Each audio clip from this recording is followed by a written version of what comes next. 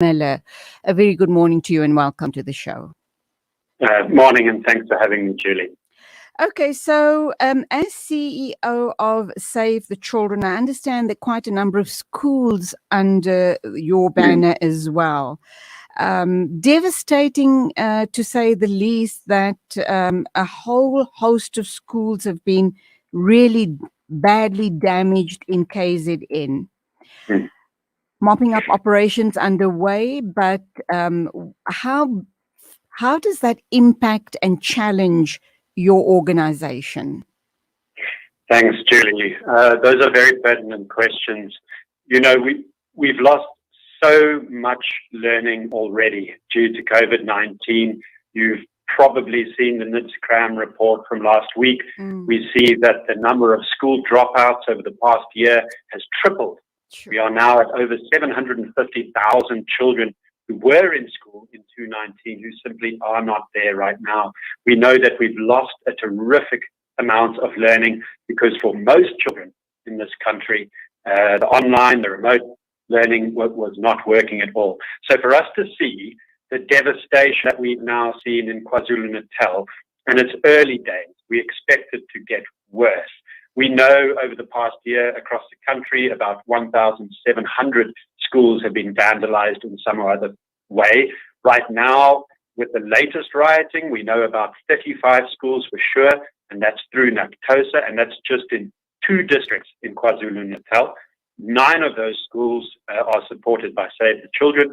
So we are saying loudly and clearly, we simply cannot afford any more school delays, and this type of vandalism and theft of schools is just unacceptable. Because the impact obviously would mean more dropouts, and that then talks directly to the unemployment of youth, which is one of the issues that I think started the inciters to feed into the unemployed youth. So if they drop out of school, this is what you're going to land up with. Julie, you've hit the nail on the head. This is a vicious cycle until the point that South African children, no matter who you are, where you are from, until the point that you are given the same opportunities in life, we are going to continue to see this type of public violence in society. Our education system is the heart of it, and schools should be the heart of a community. They're so much more than just learning. They're a place to get nutritious food, to get protection, to interact with other children, for parents and other stakeholders to rally around. They are the heart of a community. So yes, they symbolize so much as well about that community's future, but also South Africa's future. And when they're destroyed like this, it's an attack on all of us. It's an attack on the future of the country, sadly. Steve, you're very passionate about what you do. Tell us a little bit about Save the Children South Africa, the schools that you have running all around the country. And then also, what is it that we're doing wrong that, apart from last week's unrest, vandalizing of schools has been an ongoing problem in our country? Why do we have this mentality, and what needs to be done to almost make people realize that schools are very almost sacred places, because our futures depend on the children's learning and their direct futures? Yeah. No, yes, of course. Let's Save the Children, we're just one of many working in this space. And I think the message right now, after Mandela Day yesterday and the green shoots that we saw of some communities coming together and trying to rebuild, I think for us to move forward as a country, we really do need to join hands. This is one of those moments. We've seen it before in South Africa time and again, and this is definitely one of those moments. So Save the Children is just one actor amongst many. There's only so much we can do, and we're trying our best. We have an emergency response. We have people on the ground in KZN and Gauteng, but we need all our partners, and we need your average person to join this effort in any way that they can. I think we've been seeing the type of violence and the vandalism of schools for quite some time, as you point out. I think on one level, they come to represent the state And so people sometimes in isolated communities, they take out their frustration on these symbols. In other instances, they simply soft targets. It's very easy to attack a school because naturally we don't have much in the way of security for schools in remote areas, and nor should we, Julie. We should not be in a situation where we need to defend schools with guns and clubs. That's not the future. You know, these schools should be at the heart of the community. It should be owned by them, and they should look after it. Because the damage we've seen in KZN, okay, it's variable. One school was burned to the ground, others have been attacked in various ways, and it might not look like much to somebody from the outside, but to the people there, it's a terrific blow. You know, the theft of stock, the theft of cooking equipment, the damage of windows and roofs. It takes so much time, effort, and resources to repair that.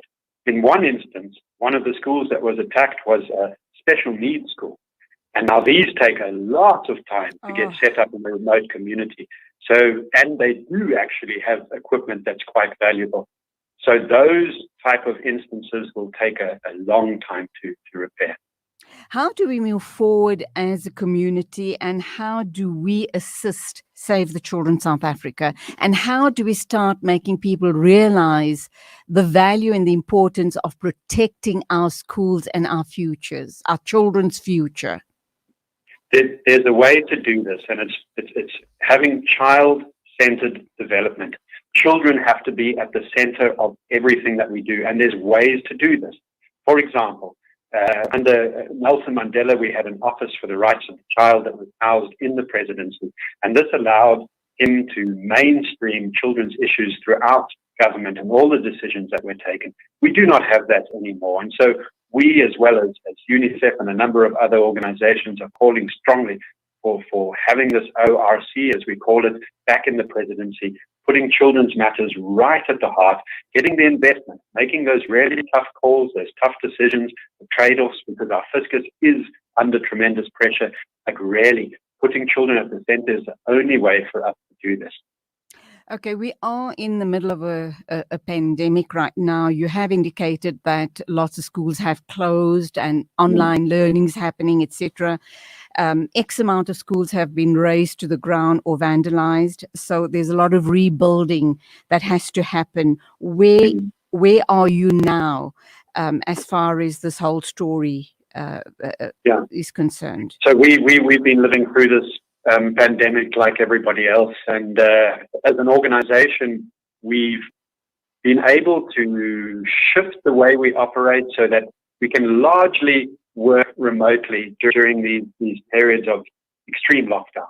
So the level 4 lockdown that came into effect about a month ago, we were able to put most of our efforts online. We communicate with children through our networks using WhatsApp and other social media. We can't do that forever because our bread and butter, the work that we do is in person. It's with teachers and caregivers and children, and we meet with them in small and large groups. And when that's taken away, it does really affect our progress. But we have been able to pivot to a degree. So we continue to implement our programs in health and education and child protection. At the same time, we are opening emergency response.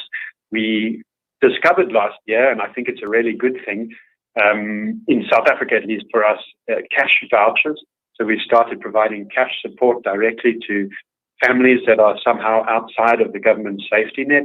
So often migrant families, but also others who aren't able to access benefits. We've been doing food vouchers as well. We stopped the direct food distribution as we found it's quite difficult to target the most vulnerable children that way. So we've moved to food vouchers. We are also helping with PPE and a number of other initiatives. So we have this emergency response that will happen over the next few weeks. But really our focus is, and not just us, but many others, we've been doing this type of work for decades. And yes, it's valuable to the children who receive it, but we are still here, Julie. We saw last week the most horrendous violence, and we question ourselves, where does this come from? But it comes from the fact that children are not being given the opportunities they need. Those 750,000 children who are now no longer in school, that's not just a statistic. Where are those children? Mm. What are they going to end up doing with their lives? That is the big question. So the key for us now is systems change. We need to figure out, how do we shift the needle for children here? How do we fundamentally change our systems so that all children have equal opportunities? And I think that starts, like I say, with this Office of the Rights of the Child, but it also starts with us holding government to account, the duty bearers, and bringing together, coordinating our efforts, no longer working as Save in a corner and another organization in its own corner, but really joining hands as South Africans and people who live in South Africa and moving forward as one. Huge task ahead of you, Steve, but keep up the amazing work to obviously make sure that all of our children are offered the opportunity of equal education or a basic education so that they can make something of their lives.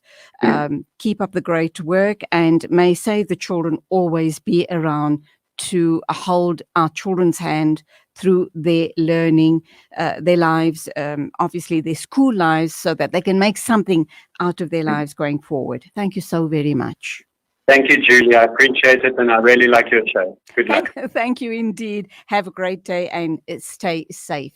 That was Steve Miller, CEO of Save the Children South Africa, talking to us about the devastation, not only on the entire country, but our schools, the foundations of our very country going forward. 8:33 exactly. News and Views with me, Julie Ali, right here on Salam Media.